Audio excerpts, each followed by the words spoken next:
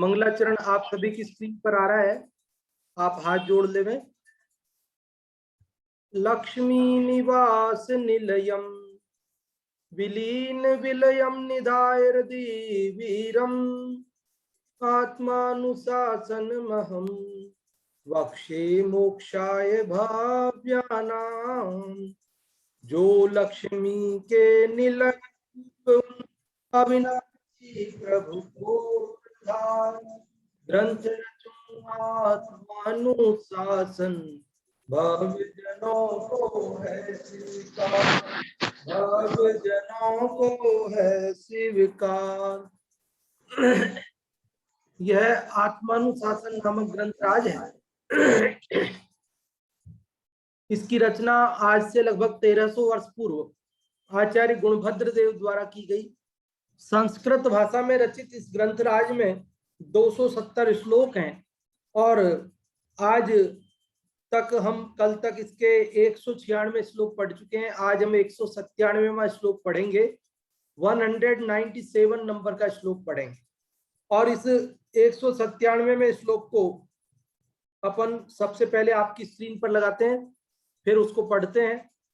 देखिए, संस्कृत भाषा में रचित ये ग्रंथराज है और आज विश्व संस्कृत दिवस भी है और हम इसी विश्व संस्कृत दिवस के अवसर पर संस्कृत भाषा में रचित इस ग्रंथराज की के कलश श्लोक नंबर 197 को पढ़ते हैं। देखिए क्या कहते हैं आचार्य गुणभद्र देव इस श्लोक के अंदर। बहुत छोटा सा श्लोक है, अनुष्टुप छंद है और बहुत सरल भी है और साथ ही हमें बहुत सावधान करने वाली बात भी कहने वाला है। जैसे आज संस्कृत दिवस पर संस्कृत की रक्षा, रक्षाबंधन पर भाई बहन की रक्षा, मुनिराजों की रक्षा इत्यादि देश रक्षा, अनेक प्रकार की चर्चाएं व्हाट्सएप पर आप सब सुन रहे हैं, देख रहे हैं। और यहाँ जो है मुनि धर्म की रक्षा होगी तो वह मुनियों की रक्षा, मुनि धर्म की रक्षा कैसे होगी, उसी बारे में ये संयोग से अपने को आज ये 197वां श्लोक प्राप्त हुआ है। इसे अपन पढ़ते हैं। इतस्ततश्च त्रस्यन्तो विभावर्यां यथा मृगः वनाद्विसन्त्युपग्रामं कलौ कष्टं तपस्विनः। वन में इधर उधर भ्रम कर फिर निकट ग्राम के बसें अहो। रात्रि काल में मृग समान तपसी कलि में हा कष्ट अहो। आचार्य गुणभद्र देव इस श्लोक के अंदर क्या कहने जा रहे हैं कि देखो, कलिकाल में तपस्वियों की कष्टकारक वृत्ति, ये बहुत प्रसिद्ध श्लोक है। आप लोगों ने अन्य अनेक वक्ताओं से अन्य अनेक व्याख्यानों में इस श्लोक का उद्धरण देते हुए सुना होगा। क्या बताया गया है इसके अंदर? देखो, इसका अर्थ पढ़ते हैं सीधे संस्कृत से। इतस्ततश्च, इतः ततः च, आधा से है वो विसर्ग का है। इतः मतलब इधर, ततः मतलब उधर, च मतलब और, इधर और उधर। त्रस्यंतो, त्रस्यंतो अर्थात घूमते हुए अथवा दुखी होते हुए। विभावर्याम, विभावरी किसको बोलते? रात को बोलते ना। प्रभीति विभावरी आज हुआ अरुणोदय शीतल छांव। सिद्ध पूजन है ना, युगल जी द्वारा रचित, उसमें विभावरी शब्द आता है। विभावरी मतलब रात्रि, तो विभावर्याम सप्तमी एक वचन है। विभावरी में मतलब रात्रि में। यथा जैसे, मृगहा, मृगहा मतलब हिरण भी होता है मृग का अर्थ, और मृग का अर्थ पशु भी होता है, लेकिन यहाँ हिरण ही लेना, प्रसिद्ध अर्थ हिरण है। तो मृगहा हिरण अथवा जंगली छोटे मोटे जानवर। वनाद विसंति उपग्रामम, वनात विसंति उपग्रामम, वनात मतलब वन से, जंगल से, विसंति, विसंति मतलब प्रवेश करते हैं, आ जाते हैं। कहाँ आ जाते हैं? उपग्रामम। उपग्रामम, ग्राम मतलब गांव और उप मतलब समीप, उपग्रामम मतलब गांव के समीप। वनात विसंति उपग्रामम, के गांव के समीप वन से आ जाते हैं। कलौ, कलिकाल में, कष्टम बड़े कष्ट की बात है, खेद की बात है, तपस्विनः अर्थात तपस्वी, साधु, ये बात इसमें बताई है। देखो फिर से इसका अर्थ देखो, यथा जिस प्रकार, मृगहा हिरण, विभावर्याम रात्रि में, इतस्ततश्च त्रस्यन्तो इधर उधर घूमते हुए, वनात उपग्रामम विसंति, वन से, घने वन से निकलकर गांव के समीप आकर रहते हैं। कलौ कष्टम तपस्विना, कलिकाल में तपस्वी लोग भी इसी प्रकार वन से निकलकर रात्रि काल में गांव के समीप ठहरते हैं, रहते हैं। ये बड़े ही कष्ट की बात है, ये बड़े ही खेद की बात है, दुख की बात है। ऐसा आचार्य गुणभद्र देव इस श्लोक में कह रहे हैं। अर्थ समझ गए होंगे आप? मैं आप लोगों से पूछूंगा और उससे पहले एक बार फिर से मैं बताता हूं बोलचाल की भाषा में कि जिस प्रकार हिरण रात्रि में इधर उधर घूमते हुए वन से निकलकर, घने वन से निकलकर गांव के समीप आ जाते हैं, उसी प्रकार कलिकाल में साधुगण भी, मुनिराज भी घने वन से निकलकर रात्रि काल में नगर के समीप, ग्राम के समीप आकर रहते हैं। यह बड़े ही कष्ट की अर्थात दुख की, खेद की बात है। आप में से जो भी इसका अर्थ बताना चाहते हैं वे लोग रेज हैंड कर सकते हैं। और सबसे पहले रेज हैंड हुआ है हर्षिता जी आपका, तो हम आप ही को अनम्यूट कर रहे हैं और आप बताएं हर्षिता जी। जय जिनेन्द्र। इतस्ततश्च इधर उधर त्रस्यन्तो घूमते हुए, विभावर्याम रात्रि काल में, यथा मृगाः जैसे हिरण, वनाद विशन्त्युग्रामम वन से गांव के समीप आकर रहते हैं। कलौ कष्टम तपस्विनः, ठीक उसी प्रकार कली काल में जो तपस्वी लोग होते हैं वे भी रात्रि में वन से गांव के समीप आकर रहने लगते हैं। ये बड़े ही कष्ट की बात है। बहुत अच्छा हर्षिता जी, आपने इसका अर्थ बताया। और अभी हम अनम्यूट कर रहे हैं प्रीति जी केरल से, आपको, आप बताएं। हिंदी से बताना चाहेंगे आप? संस्कृत से? हाँ जी बताएं, जैसा भी आप बताना चाहें। हाँ जी। इतस्ततश्च त्रस्यन्तो विभावर्याम यथा मृगा, वनादिश्यन्त्युपग्रामं कलौ कष्टम तपस्विना। जिस प्रकार वन में इधर उधर मृग रात्रि के समय निकलकर, घने जंगलों से निकलकर नगर के किनारे, नगर के निकट आ जाते हैं, उसी प्रकार तपस्वी भी, मुनिराज आदि वन आदि से निकलकर गांव नगर के समीप आ जाते हैं। ये बड़ा ही कष्टकारी है। बहुत अच्छा आपने अर्थ बताया, बहुत बहुत धन्यवाद प्रीति जी। और अभी इसका पाठ करने के लिए और हिंदी वाले का अर्थ बताने के लिए आमंत्रित करते हैं आप लोगों को रेज हैंड करने के लिए। जो भी आप में से संस्कृत या हिंदी का पाठ करना चाहते हैं और या हिंदी वाले का अर्थ बताना चाहते हैं वे लोग रेज हैंड कर सकते हैं। और नीलम जी आपको अनम्यूट किया, पहले आप बताएं आप क्या करना चाहेंगी। सभी को जय जिनेन्द्र। त्रस्यन्तो विभावर्याम यथा मृगा, वनादिश्यन्त्युपग्रामं कलौ कष्टम तपस्विनः। वन में इधर उधर कर फिर निकट ग्राम के हो, रात्रि काल में मृग समान तपसी कली में हा कष्ट हो। इसका मैं अर्थ भी बता देती हूँ हिंदी वाले का, कि जिस प्रकार जो हरिण है वो रात में मतलब वन में इधर उधर रात्रि काल में इधर उधर घूमते हुए वन से गांव के निकट आकर बस जाते हैं, उसी प्रकार जो तपस्वी हैं इस कली काल में, जो तपस्वी हैं वो मतलब वन से आकर गांव के निकट आकर बस जाते हैं। तो यह बहुत ही कष्ट की बात है, बहुत ही खेद की बात है। बहुत अच्छा, आपने दोनों का पाठ किया और उसका हिंदी वाले का अर्थ भी बताया। नीलम जी बहुत बहुत धन्यवाद। और श्रद्धा जी, आपका भी रेज हैंड है, हम आपको अनम्यूट कर रहे हैं। आप क्या करना चाहेंगी? जय जिनेन्द्र सभी को। मैं हिंदी का पाठ करूं। हाँ जी, करें।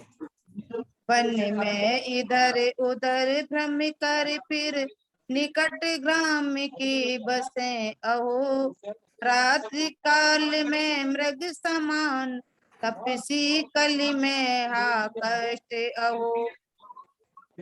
बहुत अच्छा आपने पाठ किया। और रंजना जी, आपको और अनम्यूट कर रहे हैं, फिर अपन इसके भाव की चर्चा करेंगे। हाँ जी, आप क्या करना चाहेंगी? अर्थ बताओ पंडित।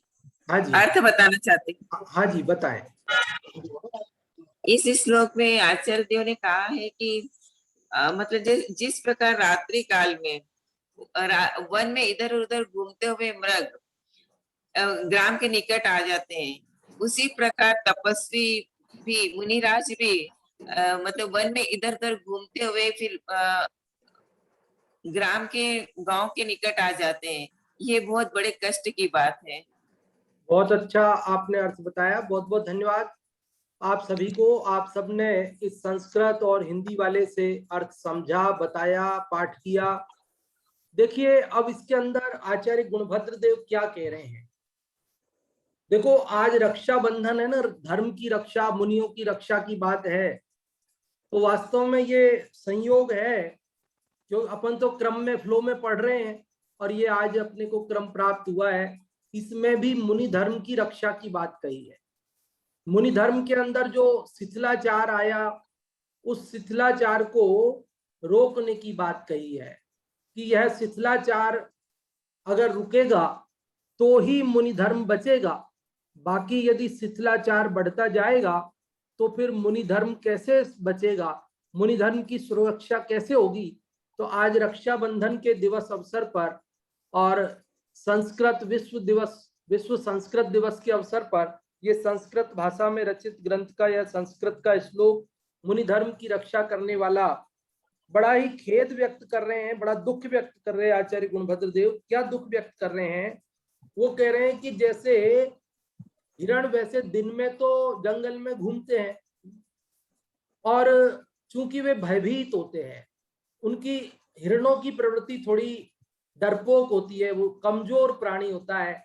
शेर आदि से, जंगल के अन्य बड़े जानवरों से वह डरता है, इसलिए वह दिन के उजाले में तो घूमता है, लेकिन जब रात हो जाती है तो वह भय के कारण घने जंगल से निकलकर और गांव के समीप आकर के वो निवास करता है, ताकि वह उसमें कुछ अपनी सुरक्षा का अनुभव करता है। लेकिन आचार्य गुणभद्र देव कह रहे हैं कि ये कलिकाल का प्रभाव है कि इस काल में, इस पंचम काल में, दुसम काल में मुनिराज भी घने जंगल से निकलकर रात्रि काल में गांव के समीप आकर ठहर जाते हैं। यहाँ पर जो उदाहरण दिया है हिरणों का, वो तो क्या है, उनकी स्वाभाविक वृत्ति है, क्योंकि वे भयभीत प्रवृत्ति के होते हैं, इसलिए वे ऐसा करते हैं। लेकिन खेद मुनिराज के संदर्भ में इसलिए व्यक्त किया है क्योंकि मुनिराज तो महान निर्भयवान होते हैं। मुनिराज भयभीत नहीं होते, मुनिराज तो महान निर्भय होते हैं। वे जानते हैं, क्या जानते हैं? जाकर जाहि समय में जैसे, जो हो तब जा द्वार, सो बनी है टरी है कछु नाही, कर लीन्हो निर्धार, हमको कछु भय नारे। उनको कोई भय नहीं होता। वे जानते हैं कि अनंत काल पहले ही सब सुनिश्चित है, एक एक पर्याय। बोलो, हमारा मरण किस निमित्त से होगा, क्या ये निश्चित नहीं? हम बीमारी से मरेंगे कि एक्सीडेंट में मरेंगे कि घर पे सोते सोते मर जाएंगे, कोई निश्चित नहीं है क्या? अरे सब निश्चित है। बोलो, आज से इतने वर्ष पूर्व हम ऋषभ देव के समोशरण में ये बात पूछते, क्या पूछते? कि मेरा मरण कैसे होगा? तो बोलो बता सकते हैं कि नहीं ऋषभ देव? क्यों नहीं बता सकते? क्योंकि सर्वज्ञ कहते ही उसे हैं जो लोकालोक की 3 काल संबंधी समस्त बातों को हाथ पे रखे हुए आंवले जैसा स्पष्ट प्रत्यक्ष जानते हैं। इसलिए जब मेरे मरण का निमित्त भी सुनिश्चित है, मैं कब मरूंगा वो काल समय भी निश्चित है, वो स्थान भी निश्चित है ना, सब कुछ निश्चित है, तो फिर मुझे भयभीत क्यों होना चाहिए? देखो मुनिराज तो ऐसी अडोल श्रद्धा वाले हैं कि 3 लोग उलट पुलट हो जाए लेकिन उनकी श्रद्धा उलट पुलट नहीं होती, दृढ़ श्रद्धा नहीं होते हैं और शरीर से ममत्व छोड़ चुके होते हैं। उनको 3 कसाय चौकड़ी का अभाव हो चुका है। वे शरीर से प्रत्यक्ष भिन्न अपने चैतन्य तत्व की प्रति समय आराधना करते हैं और वे तो एकांत स्थानों में, जहां पर मनुष्यों का तो प्रवेश भी नहीं है, ऐसे एकांत स्थानों में, गहन वन में, गिरी के शिखर पर, पहाड़ों की गुफाओं में, नदी के तटों पर या शमशानों में, जहां पर मनुष्य जाने में भी डरते हैं, उन स्थानों में बैठकर निश्चिंत होकर चैतन्य तत्व की आराधना करते हैं, आत्मा का ध्यान करते हैं। वे मुनिराज अत्यंत निर्भय होते हैं। श्रीमद् राजचंद्र जी अपूर्व अवसर में लिखते हैं कि अगर कोई सिंह आ जाए, बाघ आ जाए और मेरी देह को खा जाए तो मैं ये समझूंगा कि कोई मेरा परम मित्र आ गया, क्योंकि मैं स्वयं देह को छोड़ना चाहता था और उसने मुझे देह से अलग कर दिया। तो ये मेरे लिए वह मेरा मित्र है, क्योंकि मैं स्वयं देह का त्याग करना चाहता हूं और उसने मुझे देह का त्याग कराया। देखो ये कोई आत्महत्या की बात नहीं, जबरदस्ती देह को त्यागना ऐसा नहीं, लेकिन लाखों वर्षों तक जीऊं या मृत्यु आज ही आ जावे, अथवा कोई कैसा भी भय या लालच देने आवे। भले मैं लाखों वर्षों तक जीऊं तो मुझे कोई आपत्ति नहीं, और चाहे मेरा आज ही मरण होता होवे तो भी मुझे कोई आपत्ति नहीं। हमारे मुनिराज ऐसे दृढ़ श्रद्धानी होते हैं, अत्यंत निर्भय होते हैं। इसलिए वे तो रात्रि काल हो या दिन का काल हो, वन जंगल आदि में जहां मनुष्यों का प्रवेश नहीं, वहां आत्म साधना करते हैं। अरे ये मनुष्य जो है ना, गृहस्थ लोग हैं, आप और हम हैं, ये मुनिराज को आत्म ध्यान में बाधा करते हैं। आप सोच रहे होंगे आप मन में कि साथ जंगल में वहां कोई जानवर, जंगली जानवर उनको खा जाएगा तो, अरे भाई पहली बात तो हमने अभी समझी कि आयु कर्म जब तक शेष है तब तक कोई नहीं खाएगा, है ना। और जब आयु कर्म पूर्ण हो जाएगा तो उसको जो भी निमित्त होगा वो तो बनेगा ही बनेगा मरण का। और सबसे बड़ी बात यह है कि मुनिराज को तो आत्मा से प्रयोजन है, उन्हें आत्मा का ध्यान करना है। और वो जो जंगली जानवर हैं वो शरीर खाते हैं लेकिन मन नहीं खाते हैं। आत्मा का ध्यान करने के लिए मन चाहिए पड़ता है, उपयोग चाहिए पड़ता है, ज्ञान की पर्याय चाहिए पड़ती है। और यहाँ नगर में, गांव में आते हैं तो क्या करते हैं गृहस्थ लोग कि उनका शरीर तो नहीं खाते हैं लेकिन ये उनका माथा खाते हैं, उनका मन खाते हैं, उनका उपयोग खाते हैं। मुनिराज जो घर गृहस्थी, दुकान धंधा सब छोड़कर आत्म कल्याण के मार्ग पर बढ़े हैं, उनको उन्हीं जंजालों में उलझाते हैं। बोलो आप और हम जैसे गृहस्थ यदि मुनिराजों से बात करेंगे तो हमारे पास क्या बात है करने के लिए। हमको तो यदि कोई मुनिराज मिल जाए तो कितने ही लोग तो मुनिराज से ये पूछेंगे कि महाराज जी आप मुझे बता दो कि ये कोरोना कब जाने वाला है, कि महाराज जी आपको तो कुछ ज्ञान होगा ना, आपको तो अवधि ज्ञान होगा, आपको तो कोई रिद्धि सिद्धियां प्रकट हुई होगी, आप कुछ तो बता दो कि मुनिराज आप ये बता दो। चलो कोई मंत्र दे दो, कोई तंत्र दे दो, कोई ऐसी विद्या दे दो कि जिससे हमारे परिवार पे कोरोना का असर नहीं, हमारे व्यापार में वृद्धि हो, हमारे घर में सुख शांति हो, हमारे बच्चे हमारा कहना माने, हमारे जो है बेटे की नौकरी लग जाए, हमारा जो मुकदमा चल रहा है कोर्ट में उसमें हम जीत जाएं। बोलो हम मुनिराज से और क्या कहेंगे? हम उनका शरीर नहीं खाएंगे लेकिन हम उनका माथा खाएंगे। अरे कई मूर्ख तो ऐसे होते हैं जो मुनिराज से कहते साहब हमारे बेटे की शादी नहीं हो रही, कहीं कोई आप लड़की बता दो। अरे वे मुनिराज से क्या पूछ रहे हो आप, आपको खबर है? अरे वे स्वयं अपनी घर गृहस्थी त्याग करके आत्म कल्याण के लिए निकले हैं और हम उनसे ये बात पूछ रहे हैं कि हमारे बेटे की शादी करा दो, हमारी बेटी की शादी करा दो, हमारे ये करा दो, हमारे वो करा दो, हमारे घर का नांगल में पधारना साहब। हाँ महाराज जी आपको तो आना ही पड़ेगा, हमारे गृह प्रवेश में आपको आना पड़ेगा। अब बताओ वो घर छोड़ के निकले हैं और आप उन्हें घर प्रवेश में बुला रहे, वे अनुमोदना करने आएंगे क्या आपके पाप की? अरे कई सदगृहस्थ भी नांगल में नहीं आते हैं गृह प्रवेश में। वो कहते हैं कि इतने आपने मकान बनाया, इतने सारे जीवों की हिंसा हुई, हम उसकी अनुमोदना करने नहीं आएंगे। हमने स्वयं अपने घर का जब प्रवेश किया था तो हमारे जो स्वाध्याय सभा के लोग हैं उनमें से एक आध जनों ने कहा था हमारे त्याग है, गृह प्रवेश में नहीं जाते हम। क्योंकि मकान बनाने में बहुत हिंसा होती है और उसके प्रवेश में हम आए और उसकी अनुमोदना करें, ये हम नहीं करेंगे। तो एक साधारण गृहस्थ भी, सदगृहस्थ भी इस प्रकार की अनुमोदनाओं से बचते हैं। तो जो महाव्रती मुनिराज हैं जो घर बार छोड़कर निकले हैं, क्या वे हमारे गृह प्रवेश में आएंगे? क्या उन्हें आना चाहिए? और क्या हमें उन्हें फोर्स करना चाहिए? क्या हमें उनसे ऐसा आग्रह रखना चाहिए कि आपको आना पड़ेगा? बताओ।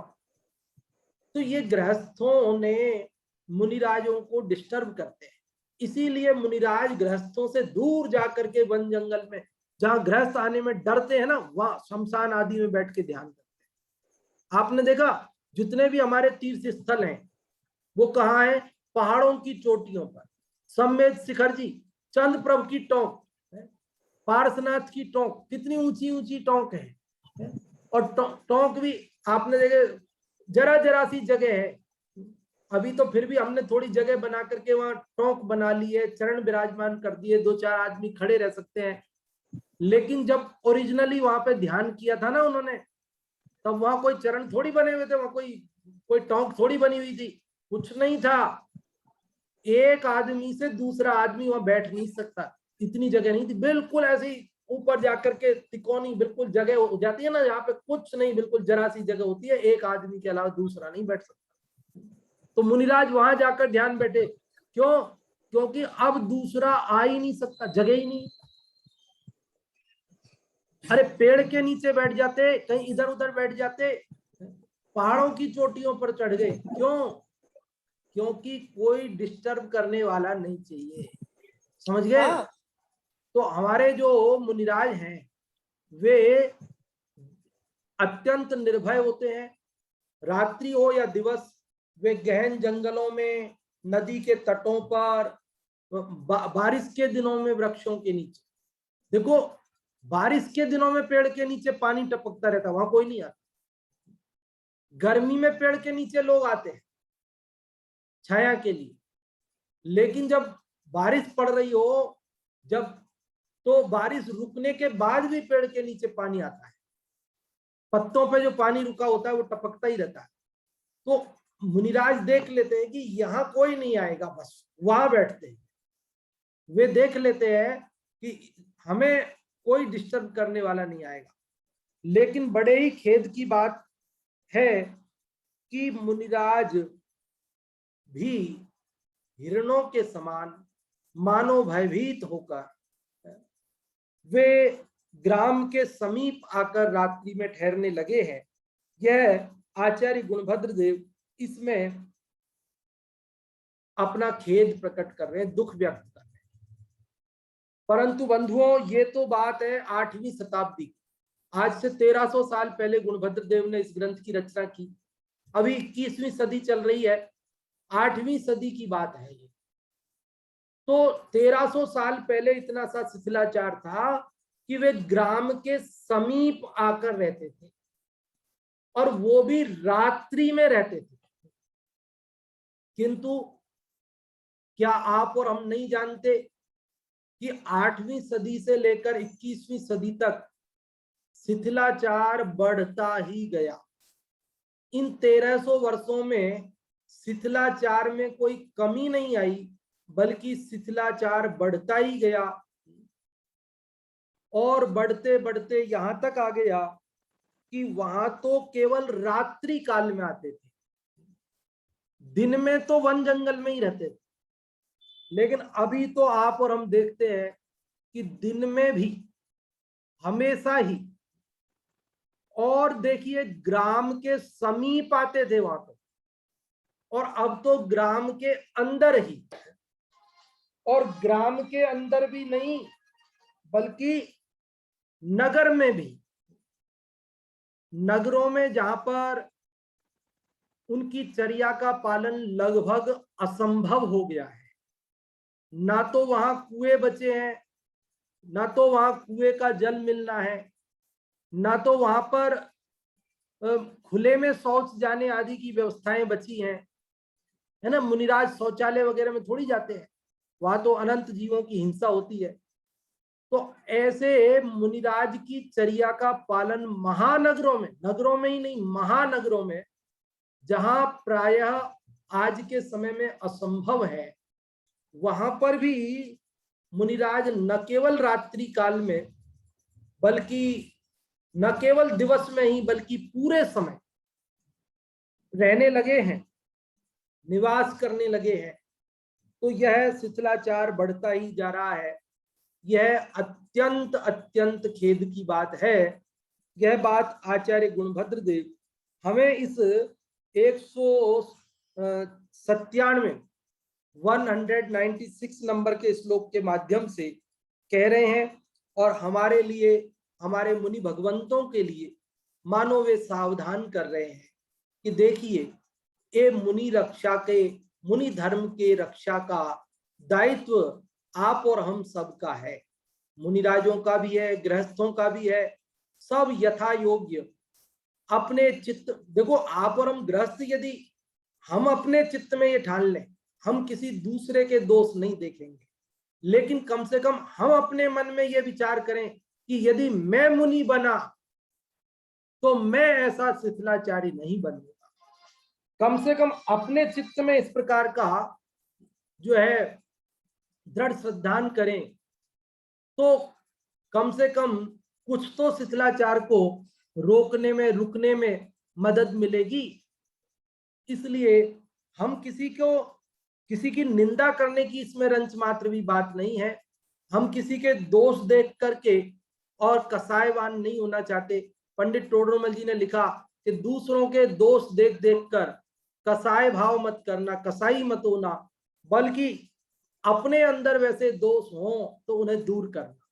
तो बंधुओं, हम श्रावक हैं, हमारे अंदर भी बहुत सारे शिथिलाचार आ गए हैं, तो हम अपने जीवन में आए हुए शिथिलाचारों को दूर करें।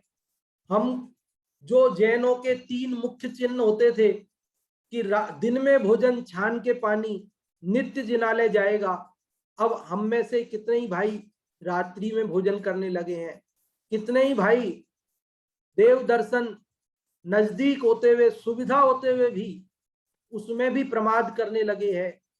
जल छानने की विधि सब डिस्टर्ब हो गई है हमारी, और सभी कुछ हमारा आचार विचार, लोग, सारी दुनिया जानती है जैन लोग आलू नहीं खाते, और आज स्थिति ये हो गई, हम किसी के यहाँ जाते हैं, अजैन भाई के यहाँ जाते हैं भोजन करने, तो वह हमारे लिए बोलता है कि आप जैन हो ना, तो मैंने आपके लिए बिना आलू वाली व्यवस्था की है, इधर बिना आलू का सब आइटम है।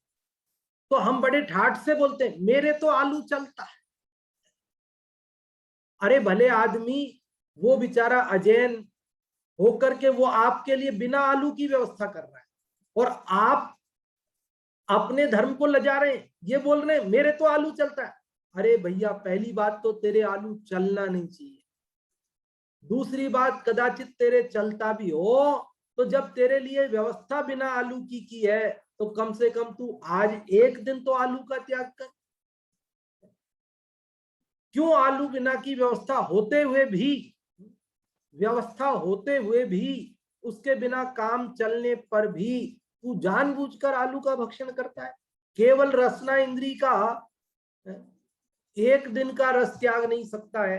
अरे बिना आलू के भोजन में क्या आनंद नहीं आता है, क्या मजा नहीं आता है?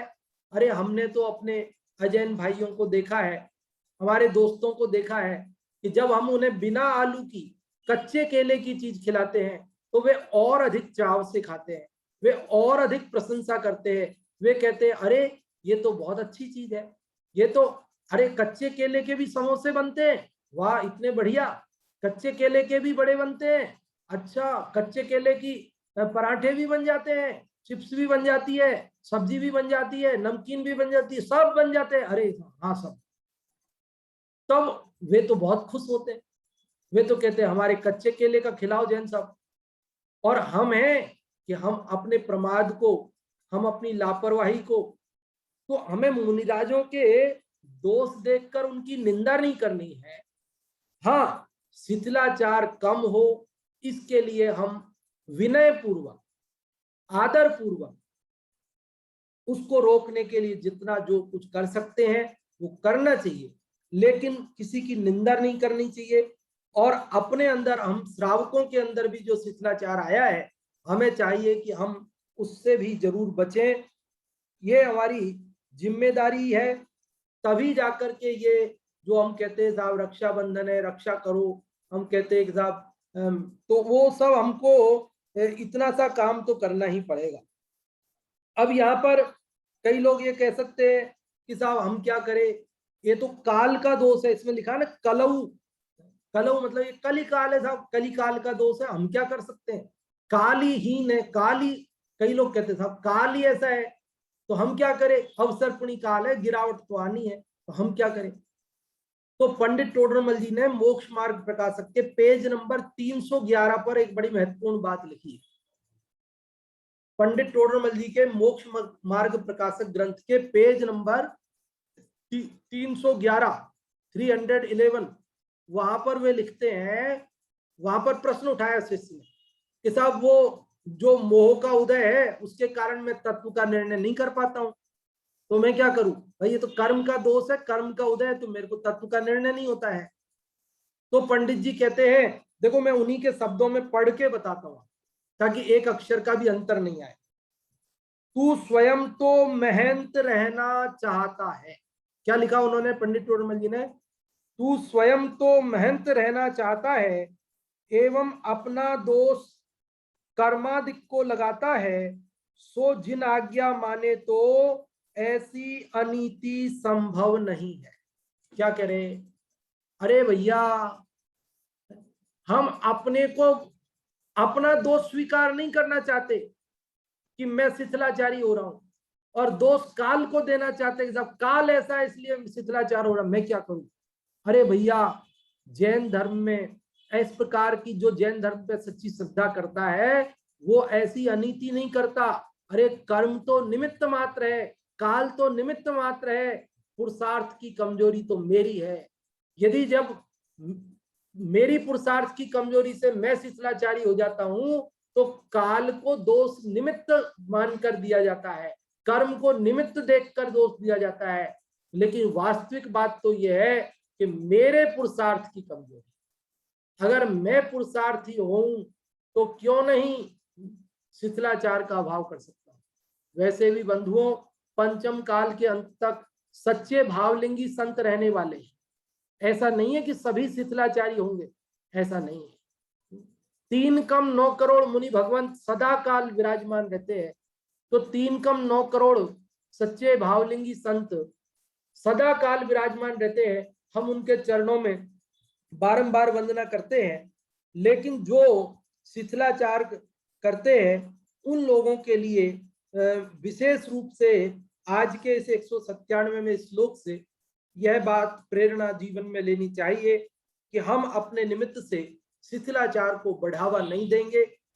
संभव हो जितना हम उसको कम और अभाव करेंगे शिथिलाचार का, ताकि यह हमारा मुनि धर्म युगों युगों तक जीवों को मुक्ति के मार्ग को प्रशस्त करता रहे।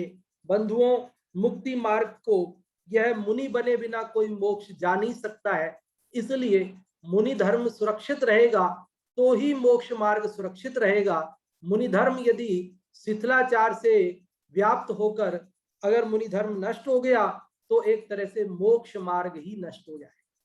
इसलिए आप और हम सबको इस बात में, इस दिशा में प्रयास करने की जरूरत है कि हम शिथिलाचार से स्वयं बचें, अन्य लोगों को बचाएं, निंदा किसी की ना करें, प्रेम से विनय पूर्वक निवेदन करते हुए शिथिलाचार को रोकें तो निश्चित वह रुकेगा। क्योंकि प्राय आजकल देखने में ऐसा आता है कि क्षुधा, तृषा, शीत, उष्ण, दंश, मशक, अरति आदि परिसरों को नहीं सह पाते हैं और इस कारण अपनी मन मर्जी अनुसार प्रवर्तिते हैं। कहीं धुआं कर लेते हैं, कहीं चटाई लगा लेते हैं, कहीं नाना प्रकार के जो है आहार की विधि नहीं मिलती है तो अन्य अन्य प्रकार की जो स्थितियां, कहीं उद्दिष्ट आहार आदि की प्रवृत्तियां, कहीं पर इस प्रकार के स्थितियां बनती है कि कोई विधान होते हैं, शिविर होते हैं, सम्मेलन होते हैं, तो वहां पर भी मुनिराज आदि बहुत देर तक उन आयोजनों में सम्मिलित होने के कारण जो उनका क्षण क्षण में अंतर्मुख हो सिद्धों से बातें करते हैं, अंतर मुहूर्त में जो आत्मानुभूति की बात है तो वो भी विचलित जैसी स्थिति हो जाती है। इसके अलावा वहां पर आहार, शयन, विहार, मल त्याग इत्यादि, व्रत, समिति, गुप्ती इत्यादि में अतिचार लगते हुए देखने में आते हैं और कहीं कहीं तो अनाचार जैसी प्रवृत्तियां भी हो जाती हैं। तो बंधुओं, आज इस रक्षाबंधन के दिवस पर, धर्म की रक्षा के दिवस के अवसर पर, मुनियों की रक्षा के अवसर के दिवस के अवसर पर विष्णु कुमार महामुनिराज ने आज अकंपनाचार्य आदि 700 महामुनिराजों की जो रक्षा की, वो सारी घटनाएं, सारा कथानक आप सबको मालूम है। तो बंधुओं, आप और हम सब भी इस मुनि धर्म की रक्षा में आगे बढ़ें और हम अपने श्रावक धर्म की रक्षा में भी दृढ़ रहें। निश्चित रूप से यदि हम श्रावक धर्म की सुरक्षा में तत्पर रहेंगे तो मुनि धर्म भी सुरक्षित रहेगा। श्रावक ही मुनि बनते हैं आगे चलकर।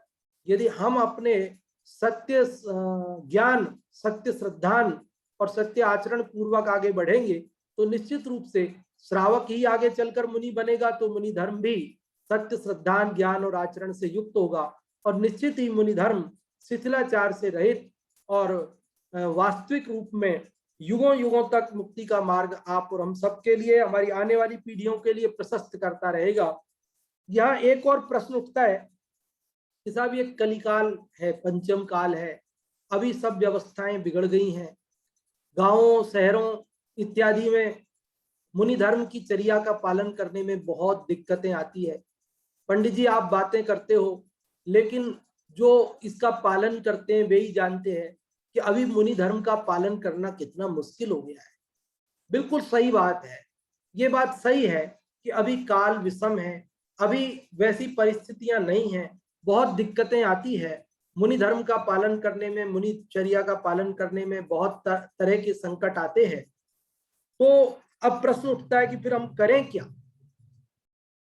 तो उसके लिए अगला श्लोक 198 नंबर का है, उसमें आचार्य गुणभद्र देव ने उसका समाधान दिया है कि काल विषम है और चर्या का पालन नहीं हो पा रहा है। यदि हमारे परिणामों में दृढ़ता नहीं है, शिथिलाचार हमसे होता है और हमारे लिए ये परिस्थितियां अनुकूल नहीं है, हमारी मनस्थिति अनुकूल नहीं है, या जो भी स्थितियां हैं, तो हमें क्या करना चाहिए, क्या नहीं करना चाहिए, कैसे हम इस मार्ग पर आगे बढ़ें। इस संदर्भ में हमें अगले श्लोक को पढ़ना होगा, 198 को, और वो श्लोक अपन कल पढ़ेंगे, तो उसका समाधान कल होगा। अब अपने पास केवल 6 मिनट बचे हैं और हम चाहते हैं आप लोग कुछ पूछना चाहते हो, कुछ बताना चाहते हो। अभी जो श्लोक सुना, उसकी चर्चा सुनी, उसमें कहीं भी कोई सुझाव देना चाहते हैं, कोई कुछ कहना चाहते हैं या उसका सार बताना चाहते हैं, तो हम आपको रेज हैंड करने के लिए आमंत्रित करते हैं। और जो भी आप में से रेज हैंड करेंगे उन्हीं में से हम किसी को बताने का अवसर देंगे। श्रद्धा जी का रेज हैंड मुझे लगता है गलती से है शायद, वे यदि बताना चाहते हो तो ही रेज हैंड रखें, और यदि नहीं बताना चाहते हो तो लोअर कर लें, ताकि हम उनसे फिर नहीं पूछेंगे। पहले प्रीति जी आपको अनम्यूट कर रहे हैं, आप बताएं। जय जैन पंडित जी। हाँ जी, जय जिनेन्द्र। आज के श्लोक में मुझे एक बात बहुत अच्छी लगी कि हम कई प्रकार से कई गलत चीजों की अनुमोदना में भागीदार बन जाते हैं। जैसे आपने गृह प्रवेश का इतना अच्छा उदाहरण दिया, ये वाकई में आज पहली बार ऐसा मुझे पता चला कि इसमें इतनी हिंसा होती है, ये तो पता था, लेकिन हम उसमें उन कार्यों में जाके उनका अनुमोदना कर देते हैं। तो ये हमारी सुधारने की है। आपकी आवाज थोड़ी कम आई, एक बार फिर से कहेंगे क्या? आज के श्लोक में मुझे ये बात अच्छी लगी कि जैसे कई अभी हमें आपने उदाहरण देकर बताया कि गृह प्रवेश आदि के कार्यों में हम जैसे गृह प्रवेश आदि के कार्यों में जाते हैं तो उसमें हिंसा जो होती है तो उसकी अनुमोदना करते हैं एक प्रकार से।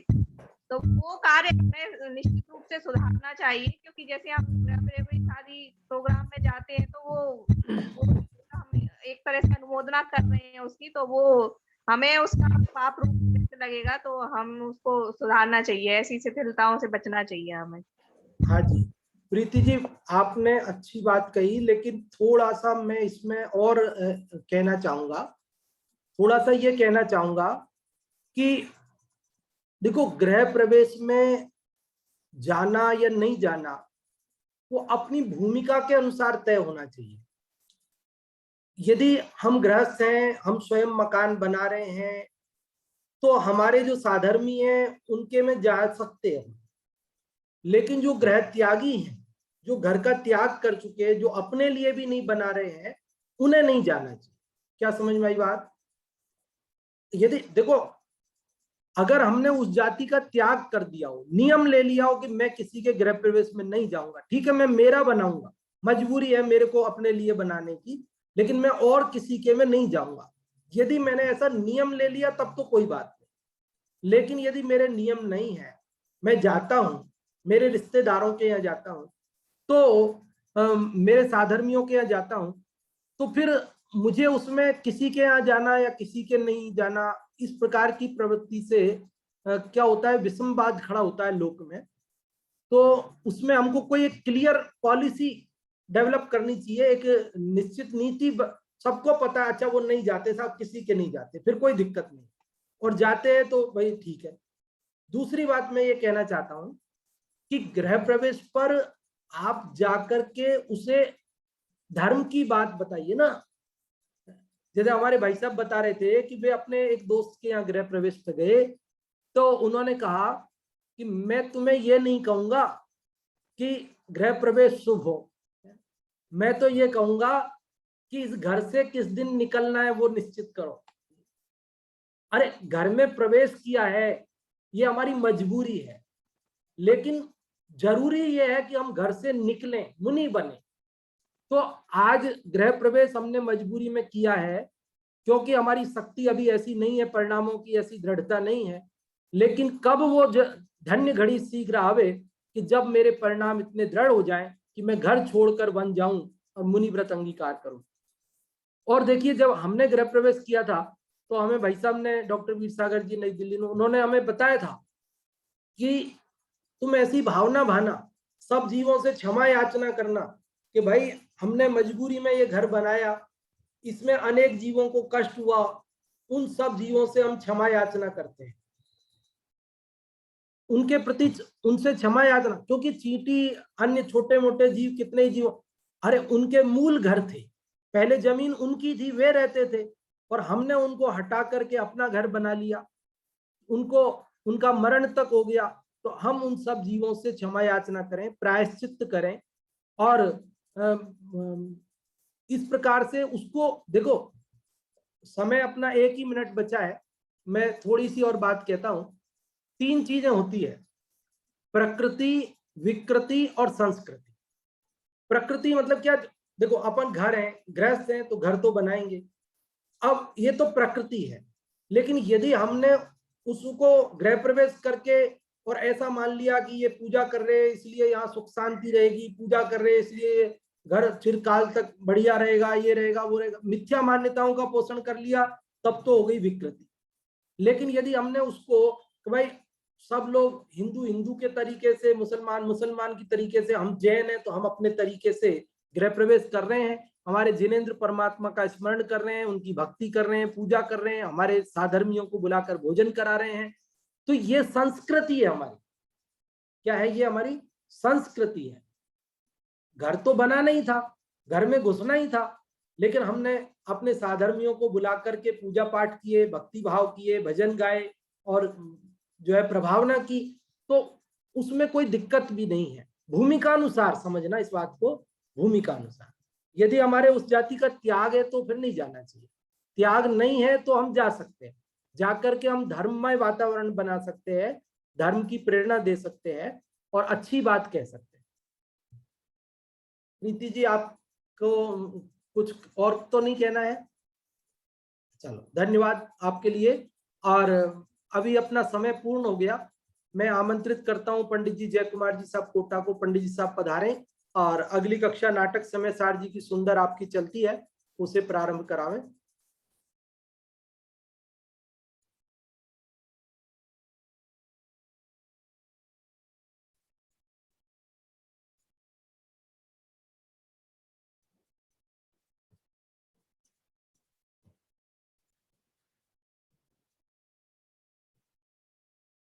पंडित जी साहब आ रहे हैं, तब तक आप लोगों में से कोई कुछ बोलना चाहते हो, भजन वगैरह बोलना चाहते हो तो आप रेज हैंड करें तो हम अनम्यूट कर देंगे आपको। हाँ जी, चलो जी, बहुत बहुत धन्यवाद खेमचंद जी साहब। बहुत सुंदर कक्षा प्रतिदिन भी चलती है और आज भी आपकी बहुत सुंदर ही कक्षा अभी हमने सुनी। और आज अपना श्रेयांसनाथ भगवान का मोक्ष कल्याण